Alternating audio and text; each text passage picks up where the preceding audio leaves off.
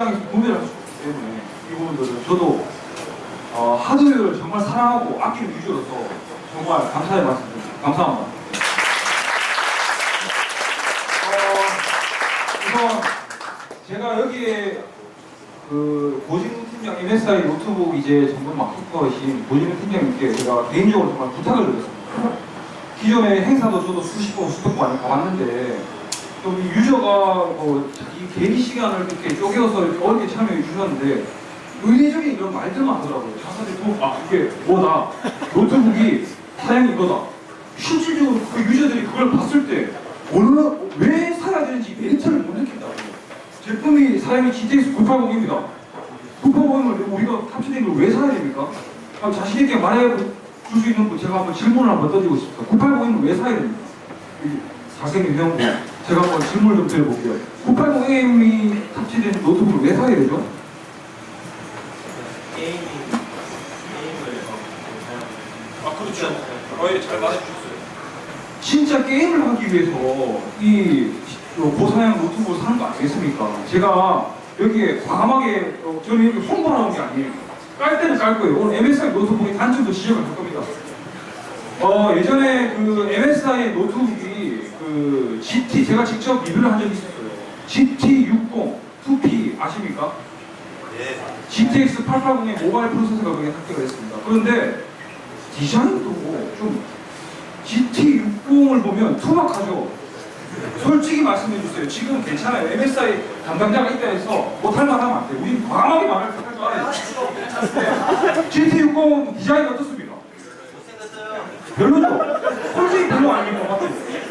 요즘 트렌드에 따라가지 못하고 있어요. 투박하게 그렇게 하고 좀 그 애플의 그 맥북이라는 이런 아리하게 이쁘게 그런 식으로 디자인되는데 GT60은 뭐 펑퍼짐하게 이렇게 두껍게 이렇게 좀 멋이 없잖아요. 좀 들고 다니면서 뽀대도 좀 나고 그래야 되는데 없어요. 저는 그 부분을 좀 단점으로 지적하고 싶어요. 그런데 제가 그때도 노트북에 단점도 계속 주구장창 지적을 했어요. 그래서 MSI 담당자에서 아마 본사에 좀 이렇게 또 어필했겠죠. 요번에 제가 맨 마지막에 노트북을 만져봤는데 그 모델은 GT7 2PE 사양은 거의 같습니다. 그런데 외형적으로 봤을 때 조금 더 개선됐어요. 퍼펙트하다고도 말할 수가 없지만 점진적으로 많이 개선이 됐어요. 어떤 부분이냐면 아까 전에 고진우 팀장님께서 말씀하셨겠지만 듀얼 자동차의 그런 듀얼 머플러처럼 그 배기구 모양으로 이렇게 아리하게 그 디자인을 했고, 그리고 상단부에도 보면 그 디자인이 좀 뭐랄까 기하학적으로 이렇게 좀 까줄 때는 까주고 들어갈 때 들어가주고 나올 때는 나와주고 그 아름다운 여성분의 그 S라인 같은 그런 그 디자인을 좀 체계를 했단 말이에요. 그래서 MSI가 유저들이 원하는 것들이 뭐고 트렌드가 현재 유저들이 원하는 트렌드가 뭔지 그걸 정확하게 파악하고 있다는 걸 좀 느꼈습니다. 그래도 좀 거기에서 좀 단점을 좀 지적을 하자면 뭐랄까 게이밍 컨셉 용입니다. 용 멋있죠? 네. 용 멋있죠? 그런데 경쟁사의 그 좀 대표적인 이런 그 모델 브랜드를 치자면 경쟁사 아까 전 에일리언웨어 그리고 에이수스는 어떤 게 있죠? ROG 게임 공하고 게이밍 공하고 어느 게 더 높은 거죠? 그렇죠. 그리고 에일리언 되게 강력한 존재잖아요. 공하고 세 개를 비교하자면 어느 게 더 강력해요? 그 부분 나중에 좀 MSI 또 본사에서 어필하시고요. 제 개인적인 생각으로. 자, 이제 본격적으로 한 가지 또 좀 제가 좀 짚고 넘어가요. 그리고 이 MSI 노트북이 추구하고자 하는 그 아이덴티티, 본질적인 게 뭐냐면 진짜 게이밍은 맞아요. 그 부분 좀 칭찬해주고 싶어요.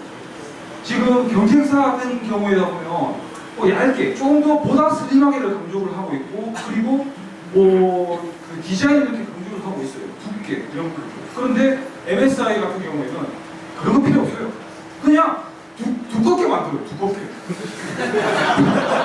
뭐지? 얘네들 지금 뭐하는? 제가 죄송합니다. 미쳤나? 이런 생각이 들더라고요. 그런데 진짜 게임을 추구하고 있어요. 지금 MSI뿐만 아니라 경쟁사 같은 경우에도 다 지포스 시리즈의 모바일 프로세서를 쓰고 있습니다. 그런데 얘들이 케플러 시리즈 때부터 그 TDP, 열 설계 전력에 기반을 해서 그 클럭을 제한을 하고 있어요. 그래서 노트북의 발열이 높다 보면 그게 오히려 더 떨어지고 있어요. 성능을 우리 게이머의 그런 그 추가 고장들을 저해하고 있단 말이죠. 얇게 만들면 아무래도 쿨링 솔루션이 부족하다 보니까 맞죠? 고개가 끄덕이시죠? 맞죠? 제 말이 맞지 않습니까? 성능을 제한하고 있다니까요. 스로틀링을 걸리고 있어요. 얇게 만들어서 그렇다니까요. 그렇지 않습니까? 그런데 MSI의 저기 노트북을 한번 보시면 지어낸 거. 이번에 새로 나오는 그 GT72 2Q인가요? 예, 2Q. 아, 좋아요. 아주 투박해요. 두꺼워요. 트렌드는 완전 벗어나고 있어. 아, 저도 깜짝 놀란 게 다음에는 좀 그래도 얇게 만들겠지 내 생각을 했었거든요. 근데 계속 두껍게 만들더라고요. 그래서 제가 저거를 맨 마지막에 제가 직접 테스트했습니다. 쿨러 부스트 3 기능이 탑재가 되어 있는데요. 이전에는 그 GT60 2P 모델은 디자인적으로 좀 떨어지는 거 있잖아요. 네, 그런데 이게 히트 파이프가 3개였고, 그리고 쿨러가 그 블로우 팬 같은 게 1개가 탑재가 되어 있어요. 그런데 쿨러 부스트 3라고 명명된 저 MSI GT72 2P 같은 경우에는 쿨러가 2개고 히트 파이프가 5개입니다. 그래서 온도가 이전 모델 대비 마이너스 12도가 하락했어요. 박수 한번 주셔요. 그래서 클럭이 그대로 유지를 해주고 있어요. 이전 모델 대비 성능이 조금이라도 더 상승했습니다. 그로 인해서 소음이 무려 10dB 이상의 마이너스가 있어요. 52.8dB 이전 모델 같은 경우는 그거 시끄러워서 죄송합니다. 시끄러워서 저는 솔직히 게임을 할 때 그 게이밍 헤드셋을 쓰고 게임을 했었는데 이번 모델 같은 경우에는 프로보스 3라고 했는데 저 GT7 같은 경우는 소음하고 발열을 확 잡았어요. 그래서 긍정적으로 평가하고 이 부분은 저도 정말 MSI 노트북에 정말 칭찬하고 싶거든요. 자, 우선 여기서 일단 칭찬 여기까지 해주고 본격적으로 요번에 나오는 MSI의 GT7 2QE 차세대 모델에 대해서 그 모델에 탑재된 칩셋 왜 980M, 970M을 탑재된 노트북을 써야만 하는지 제가 그 부분에서 설명하겠습니다. 이거는 절대 광고가 아닙니다. 그냥 이 성능이 어느 정도쯤 되는지 제가 궁금해하실까 제가 말씀을 드립니다. 절대 홍보는 안 해요. 저희는 프레이즈에는 공정성을 지키겠습니다. 자, 여기 보세요. 이거 엠바고인데 예전에 10월 7일부로 엠바고가 풀렸어요. 그러니까 이거 과감하게 보셔야 됩니다. 빨리 따져주세요. 자, 게이밍 노트북 같은 경우에는 자, 여기 보시면 3년에 무려 5배의 성장을 했다는 겁니다. 이 데스크탑 시장은 솔직히 죽쓰고 있어요. 용산 시장이 좋지가 않습니다. 솔직히 말해서. 뭐 인텔 같은 경우에는 자꾸 CPU 우려먹게 하고 있지. 하드웨어 리프레시가 뭡니까 자꾸만. 새로운 아키텍처를 개발을 하란 말이에요. 그런데 시장도 그렇고 공정도 그렇고 여기서 만족하다 보니까 저기 계속 우려먹게 하고 있더라고요. 그런데도 불구하고 데스크탑 시장은 지금 평균 추세, 하향 추세가 되고 있는데 게이밍 노트북 시장만큼은 계속 고성장을 거듭을 하고 있습니다. 그래서 MSI가 노트북도 폭발적으로 집결하고 있습니다. 그 부분은 저도 인정을 합니다. 키보 B 데스크탑 클래스 퍼포먼스.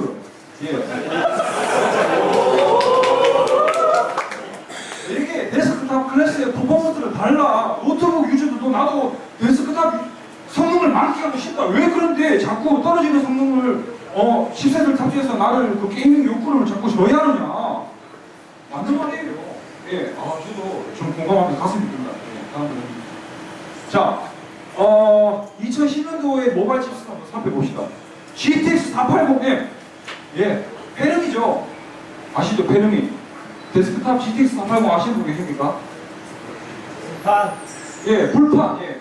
제인스랑 씨가 거기 그 불판 위에다가 삼겹살 구워 먹고 막 그런 패러디 많이 있었잖아요.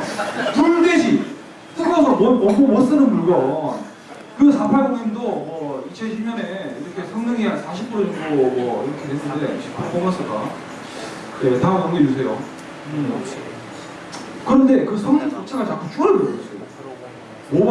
모바일 그래픽 칩셋이 계속 성능이 업그레이드가 되면서 자, 지금 단적인 예로 GTX 480 데스크탑 칩셋이 480이 100%라면 480M 같은 경우에는 데스크탑 최상위 버전의 40%의 성능밖에 막히가 할 수 없다는 겁니다. 최상위, 그리고 모바일 최상 끝판왕인데 데스크탑 끝판왕에 절반 내에도 미치지 못하는 성능 짜증나지 않습니까? 그리고 나도 데스크탑 중에서 최상위 프로세서입니다. 그런데 2012년도에 발표된 캡슐 아키텍처 GK104가 합체된 아시죠? GTX 680 이 100%라면 GTX 680M은 60% 많이 지금 격차가 줄어들고 있다는 것을 지금 여기에서 PGR에서는 설명하고 있습니다. 그런데 여기 있는 걸 다 100% 믿으면 안 돼요. 아시죠? 이거는 광고 홍보 자료예요. 저희가 나중에 벤치마크를 통해서 샅샅이 파헤치겠습니다. 이거는 거짓말이 아니지 제가 파헤칠게요. 자, 이건 그 그래프가 GTX 980하고 980 얼마 전에 프렌즈의 리뷰 보신 분? GTX 980 리뷰 보신 분 계십니까? 예. 성능이 어마어마하게 상대시 봤잖아요. 안 봤어요? 봤죠? 왜 손 안 들어요? 참여 좀 해주세요. 박수 한번 주세요. 오늘 참여 좀 해봐요. 오늘 같이 즐기고 갑시다. 여기 먼 시간 오셨잖아요. 맞죠? 같이 우리 떠들고 갑시다. 함사 한번 보세요.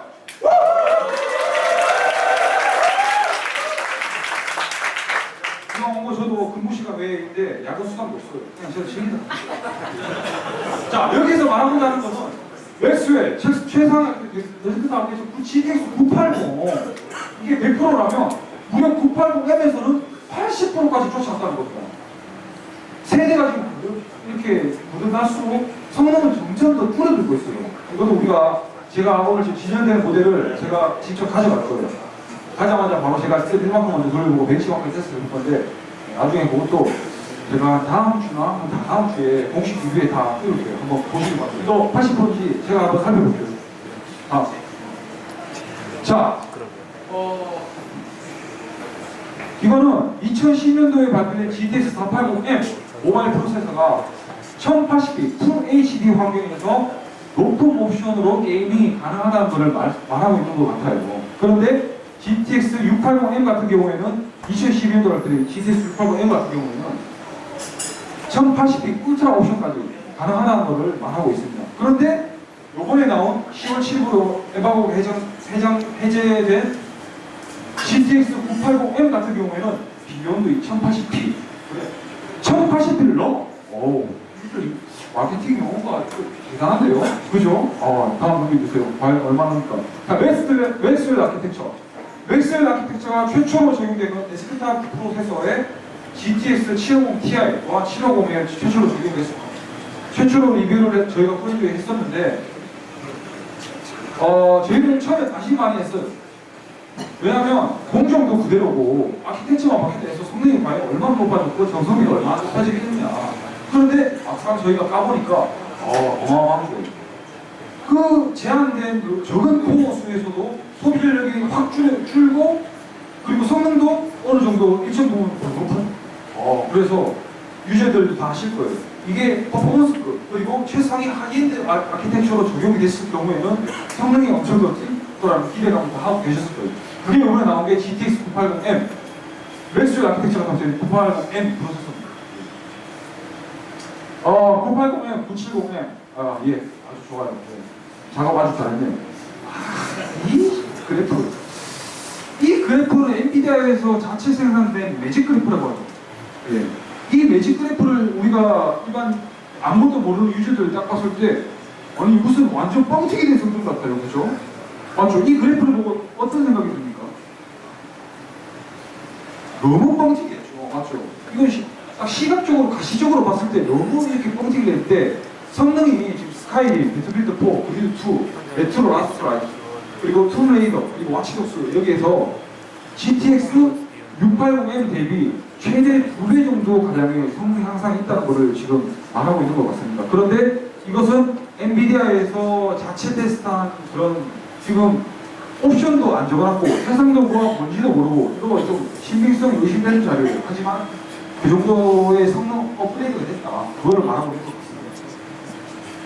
자, 비욘드 1080p 25X14 플러스 이거는 2560 곱하기 1440p 이건 QHD 환경에서 울트라가 가능하다는 거를 이제 데스크탑 프로세서 980에서 가능하다는 걸 말해주려고 하는 것 같아요. 자, 일단 제가 설명한 부분 여기고요. 제가 좀 말이 많았죠. 저도 아직 가슴 속에 좀 하고 싶은 말들이 많은데 너무 많이 이렇게 말씀드려서 시간을 뺏어서 정말 죄송합니다. 자, 지금부터는 프렌조이의 솔직히 말씀드리면 저희가 프렌조이가 같이 한 번에 파트너가 많아요. 엔비디아, AMD 그리고 대한민국의 그래픽카드를 유통하고 있는 모든 거의 90% 이상의 그래픽카드 업체들 다 하고 있는데 그 업체 중에서도 대한민국뿐만 아니라 해외에서도 우리 프렌조이의 자문을 구하는 얼마 전에 그 대만 쪽에서 우리한테 저 그래픽카드를 제일 먼저 보내면서 탑스타들을 아시죠? 저희랑 같이 저희가 샘플을 같이 보내는 업체가 모 업체가 있는데 거기에 실무진마저도 저희 이 인원에게 자문을 구할 정도로 뭘 더 하면 되겠는 자문을 구할 정도로 그런 인원이 있습니다. 세계 최고의 벤치마크 머신 프렌조이 팬티 조승환 씨를 소개합니다. 예. 박수 한번 주세요.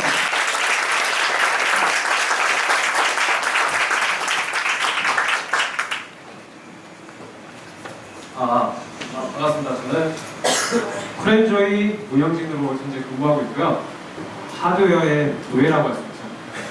사무실에서 또 테스트랑 그래픽카드 메인보드 이쪽 테스트 담당하고 있는 조승환이라고 합니다. 반갑습니다.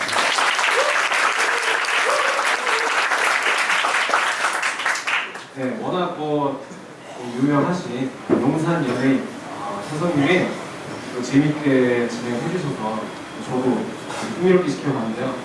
즉흥적으로 좀 그 모바일 GTX 980M 그리고 이번에 런치한 970M 여기에 포함된 기술을 저한테 좀 설명을 부탁드린다고 좀 즉흥적으로 부탁을 받아가지고 저희 전문가는 전혀 아닙니다. 그저 하드웨어를 좋아하는 사람으로서 제가 알고 있는 거를 최대한 쉽고 간단하게 전달해 드리려고 이렇게 시간을 드려봤습니다. 관심 있고 맥스웰 이번에 신제품 그 신기술에 대해서 잘 살펴보시면 다 알겠지만 이번에는 그 DSR 원래 기술명은 다이나믹 슈퍼 레솔루션 이런 기술이 포함이 되어 있어요. 그 해상도라는 개념에서 접근할 수도 있는데 이 줄여서 DSR이 과연 무엇이냐 이게 과연 사실 유저들이 아무리 관심이 있다고 하더라도 이렇게 자잘하게 들어간 신기술에 대해서는 쉽게 파고들기가 힘들기 때문에 의외로 정확하게 이해하신 분들이 별로 없더라고요. 그래서 저희가 간단하게만 설명을 드리겠습니다. 자, DSR이 간단하게 뭐냐면 일반적으로 저희가 LCD 환경에서 컴퓨터를 사용하게 되면 LCD는 최적 해상도라는 게 분명히 존재하죠. 예를 들면 아까 그 MSI 노트북 GT72 같은 경우에는 QHD 2560, 1440 이렇게 해상도가 정해져 있는데 DSR은 이렇게 최적 해상도라는 개념을 뛰어넘어서 그 한계를 벗어난 화질을 게임에 접목시키는 기술입니다. 간단히 말해서 화질을 개선하는 기술인데요. 지금 보시면은 지금 이거는 엔비디아 지포스 익스피리언스 유틸리티 실행한 화면이고요. 3840-2160 DSR 이렇게 지금 출력이 되어 있죠. 이게 뭘 뜻하냐면은 1920 곱하기 1080p FHD 노트북에서 이렇게 4K에 버금가는 해상도를 구현을 할 수 있다는 말입니다. 근데 여기서 착각하지 말아야 될 것이 절대로 3840-2160 모니터에 버금가는 화질은 얻을 수가 없습니다. 그래서 유저분들이 이렇게 저한테 질문을 해요. 어차피 나오는 픽셀이 똑같은데 이렇게 3840-2160으로 가상으로 렌더링해서 보여주는 게 무엇이 의미가 있느냐라고 말씀하시는데 그 의미가 분명히 있습니다. 이게 무슨 뜻이냐면 너무 기술적인 설명이라서 제가 자세하게 설명드리면 지루할 수 있기 때문에 간단하게 설명드리겠습니다. 게임을 렌더링 할 때 보통 1920, 1080p로 렌더링을 하게 되면 게임에서는 그 해상도에 맞는 픽셀만 이렇게 렌더링을 하게 되죠. 하지만 그 엔비디아 맥스웰 2.0 GTX 980, 970M부터 적용되는 DSR 기능은 그 1920, 1080 이상의 예를 들어서 1.25배, 1.5배, 1.75배, 2배 이렇게 각각의 비율에 해당되는 해상도를 가상으로 설정할 수가 있어요. 그렇게 되면 게임에서는 내부적으로 4K 해상도로 렌더링을 하고 다시 모니터에 뿌려줄 때는 그것을 리사이징해서 다시 말하면 정확히 다운 샘플링 다운샘플링을 하게 됩니다. 그래서 다운샘플링은 뭐냐면은 저희가 포토샵이나 아니면 그림판으로 그 이미지를 원래 디카로 찍을 때는 굉장히 화소수가 높잖아요. 그것들을 줄여줄 때 리사이징 작업을 하는 것처럼 다운샘플링을 해서 화면에 출력을 해주게 됩니다. 그렇다면 1920이랑 다운샘플링한, 다시 말해서 DSR을 적용했을 때 화면이랑 어떤 차이가 있느냐, 그거는 자 다음 페이지. MFA네요. 다시 전 페이지로. 그 추가 자료가 지금 삭제된 것 같은데, 가상으로 넓은 화면을 렌더링하고 다시 줄여주었을 때는 두 가지 개선점이 있는데요. 그 하나는 뭐냐면, 원래 이미지가 가지고 있었던 정보를 해상도가 더 넓은 화면과 어떻게 설명드리냐면, 예를 들어서 자, 여기 디아블로 지금 화면이 있는데요. 여기 보시면은 이렇게 그 나뭇가지, 자잘한 나뭇가지들은 픽셀 정보가 굉장히 조금만 가지고 있어요.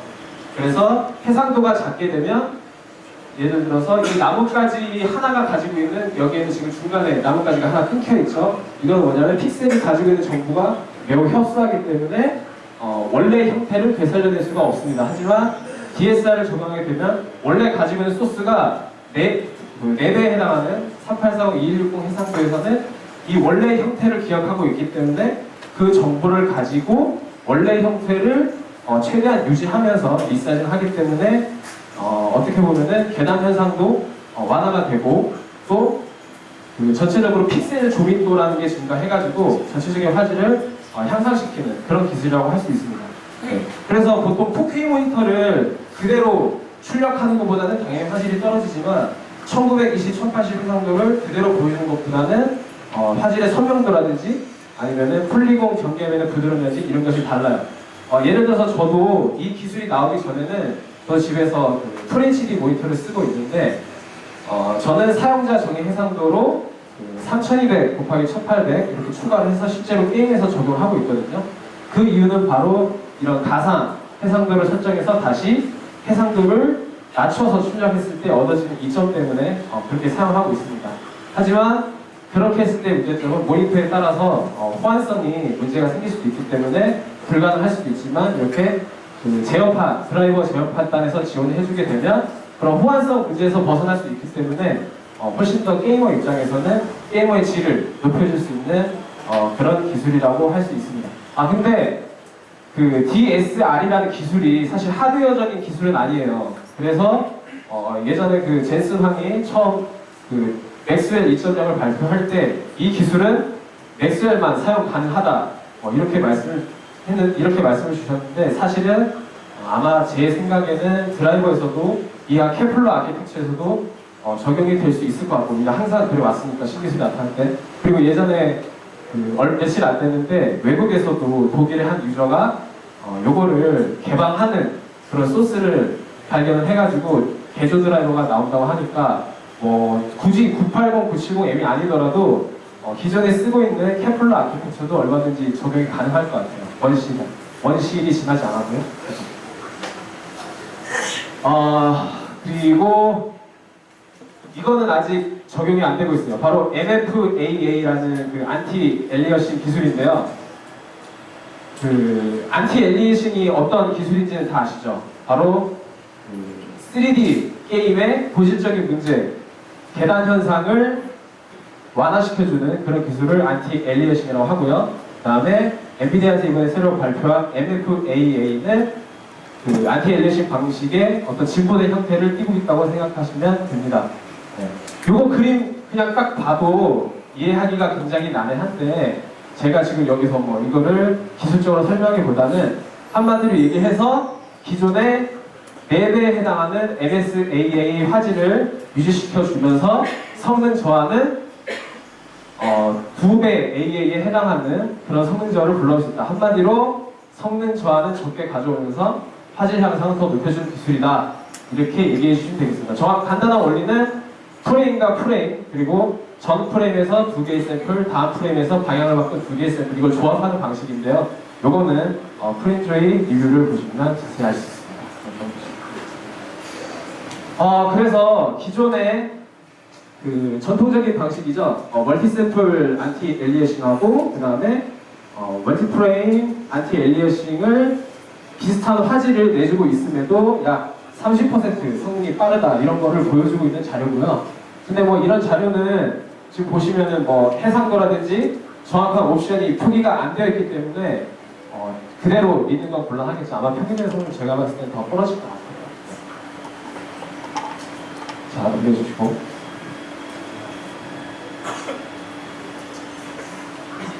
네, 그리고 또 이제 아직 적용되지 않았는데 복셀 글로벌 일루미네이션이라는 기술이 있어요. 이 기술이 뭐냐면은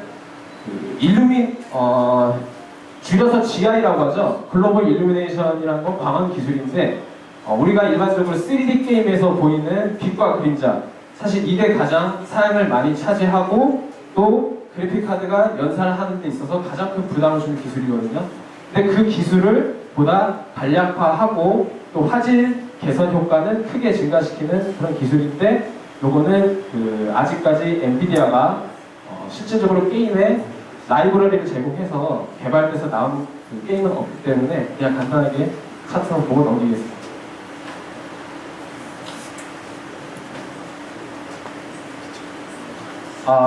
그리고 요것도 엔비디아 게임웍스라는 게 뭐냐면 엔비디아가 워낙 이전까지 게임사와의 협력 관계가 좋았잖아요. 그래서 뭐 엔비디아 피직스라든지 아니면은 콜 오브 듀티 고스트에 등장했던 털 낳는 효과 이런 전용 기술들을 게임사와 협력을 통해 적극적으로 지원하고 있다. 그래서 이런 시스템의 어떤 총체적인 그런 작업 환경을 엔비디아 게임웍스라는 프로젝트로 불리고 있고요.